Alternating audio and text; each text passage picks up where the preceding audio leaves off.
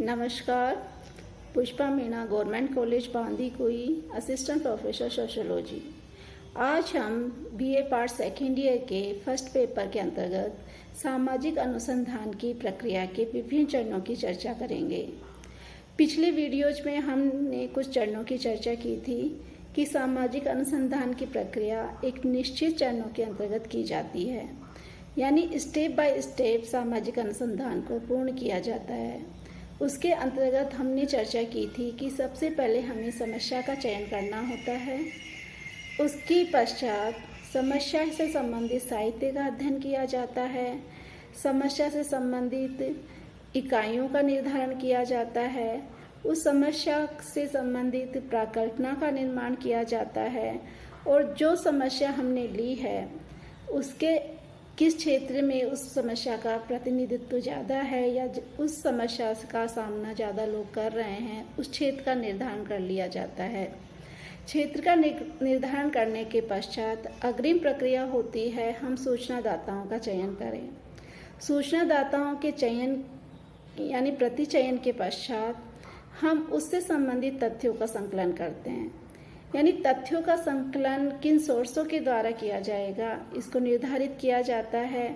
उसका अग्रिम चरण होता है उस समस्या से संबंधित कौन सी प्रविधियां हम प्रयुक्त करेंगे, कौन से उपकरण हम प्रयुक्त करेंगे जिनके द्वारा उस समस्या को जाना जा सके।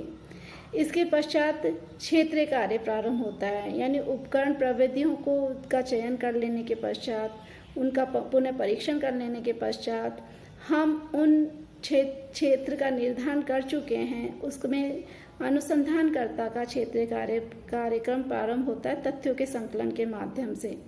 यानी जब अनुसंधानकर्ता किसी समस्या से संबंधित लोगों से जब जाकर सूचनाएं एकत्रित करता है और उनके आधार पे वह तथ्यों को लिखित में या अलिखित रूप में प्रस्तुत करता है, तो उसे हम तथ्यों का संकलन करना कहते हैं। तथ्यों का संकलन अनुसंधानकर्ता प्रत्यक्ष रूप से भी कर सकता है, अप्रत्यक्ष रूप से भी कर सकता है। यानी वो सीधा संपर्क सूचनादाताओं के पास सीधा जाकर संपर्क स्थापित कर तथ्यों को एकत्रित कर सकता है या अप्रत्यक्ष विधियों के माध्यम से भी तथ्यों को संकलित कर सकता है।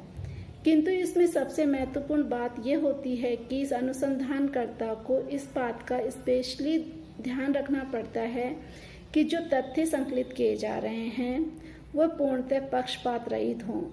यानी अनुसंधानकर्ता अपने पूर्वाग्रह से मुक्त होकर उन तथ्यों को संकलित करें। इसके पश्चात तथ्यों का संपादन करना, संकेतीकरण करना, वर्गीकरण करना एवं सारणीयन महत्वपूर्ण प्रक्रिया है। यानी इस अग्रिम प्रक्रिया में हम 4 चीज़ों पर स्पेशल रूप से ध्यान देते हैं कि तथ्य एकत्रित कर लिए गए हैं और वो तथ्य उपयुक्त और वैध भी होंगे, किंतु वो अव्यवस्थित रूप में होते हैं, यानी बिखरे हुए रूप में होते हैं। तो उनको व्यवस्थित करना, उनकी उपयोगिता को सिद्ध करना यानी जांचना, और उसमें कौन कौन से तथ्य ऐसे हैं जो अनुपयुक्त हैं आपके उद्देश्य के लिए, उनको पृथक करके जब उनको व्यवस्थित स्वरूप प्रदान किया जाता है तो उसे हम तथ्यों का संपादन करना कहते हैं। जब तथ्य व्यवस्थित रूप से जमा दिए गए हैं तो उनको प्रकृति के आधार पे एक सांकेतिक नाम प्रदान करके उनको अलग अलग कोटियों में रखा जाता है। इस प्रक्रिया को हम संकेतीकरण कहते हैं।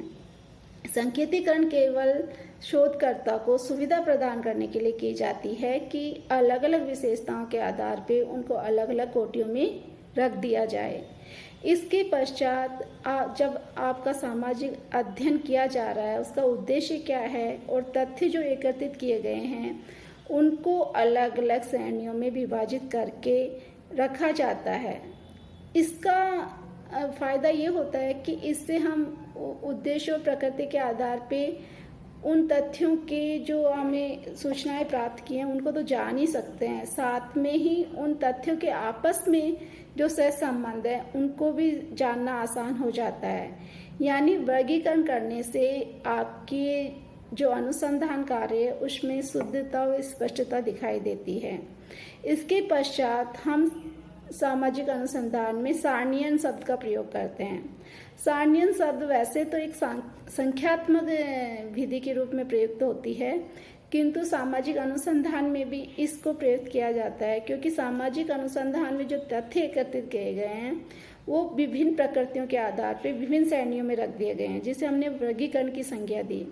किंतु जब उनको एक छोटे स्वरूप में प्रदान करना होता है ताकि आप उस तथ्य के निष्कर्ष तक पहुंच सके, इसलिए उन तथ्यों का जो वर्गीकरण किया गया था उनको संख्यात्मक रूप प्रदान किया जाता है, ताकि वो जो निष्कर्ष हमारे सामने आ रहे हैं वह स्पष्ट हो, बोधगम्य हो और सरल रूप में हो।